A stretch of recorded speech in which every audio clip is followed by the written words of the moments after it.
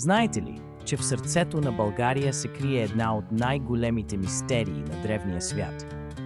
Тракийската гробница в Казанлък, открита случайно през 1944 година, разкрива неподозирани тайни за живота и смъртта на тракийските владетели.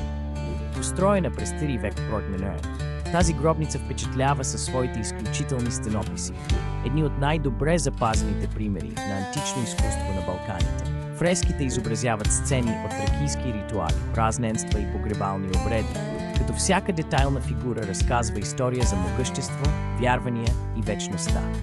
Сводестият коридор и куполната камера са архитектурни шедьоври, съчетаващи изящество и символика, които свидетелстват за високото ниво на тракийската култура и техните умения в строителството. Гробницата е не само свидетелство за богатството и културата на траките, но и ключ към разгадаването на мистериите около тяхната цивилизация, която остава загадка и до днес.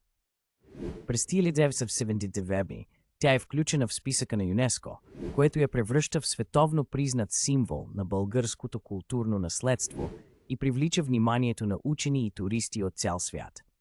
Тракийската гробница в Казанлък продължава да вдъхновява и да разказва истории за древните владетели и техните вярвания, съхранявайки духа на една забравена епоха.